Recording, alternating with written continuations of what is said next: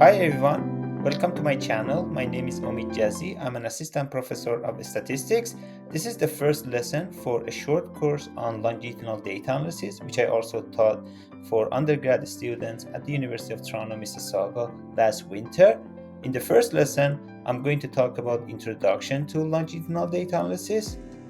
So, what exactly are longitudinal data? They involve repeated observations of the same subjects or experimental units over time. For example, imagine we're studying patients' blood pressure. We might measure each patient once a month for 6 months. Another example, think about tracking a student's test score through an academic year.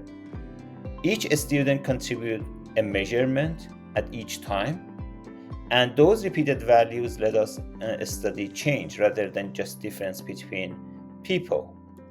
Here's a small data set that shows two student test scores measures across 3 time points, say the beginning, middle, and the end of a semester. So we notice that each student appears in multiple rows. Each row corresponds to one observation, and the student's ID, the time of measurement, and their test score. This layout makes it easy to capture both within subject change and between subject difference.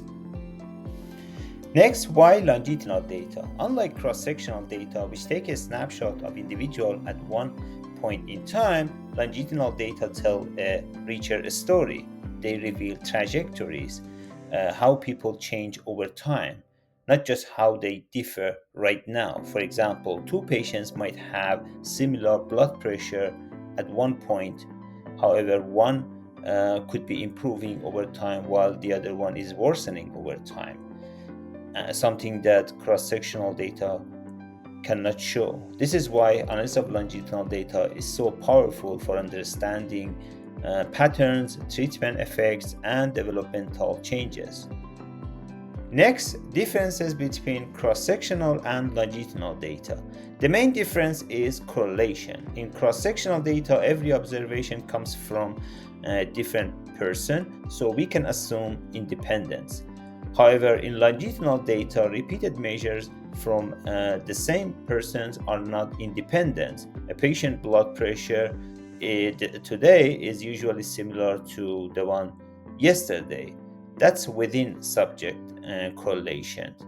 This correlation violates one of the key assumptions for ordinary regression. That's why we need more advanced models for longitudinal data. Next, wide versus long format for data structure. When we store or analyze longitudinal data, we often think about two structures: wide format versus long format. In wide format, each row corresponds to one subject and each column holds a different time point. In long format, each row represents one subject at one time point, and with a time indicates when the observation occurred. Most R functions for analyzing longitudinal data use long format. This is because that it's more flexible and easier to work with. So let's use R to generate some longitudinal data. Let's say I want to generate a student test scores. I have 3 students at 4 time points. I use a data frame to create the long format data, and I use head to show the first 6 rows of the data set. Now let's use R to visualize this data with what is called a spaghetti plot. Each line represents one student's trajectory over time. You can see both the overall pattern, which is an upward trend, as well as the individual's variations among students. A spaghetti plot is one of the most useful tools for getting a quick look for your longitudinal data.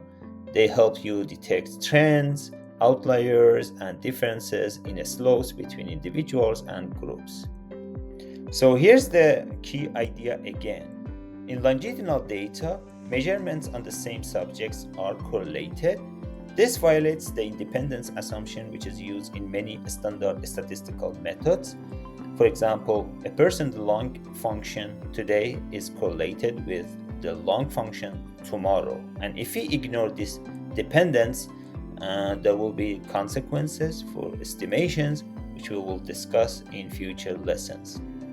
So, in summary, longitudinal data track subject over time. They capture both within and between subject variability. We need to structure data properly, and correlation is key, which will guide our modeling choice. In the next lesson, we'll talk about exploratory data analysis for longitudinal data.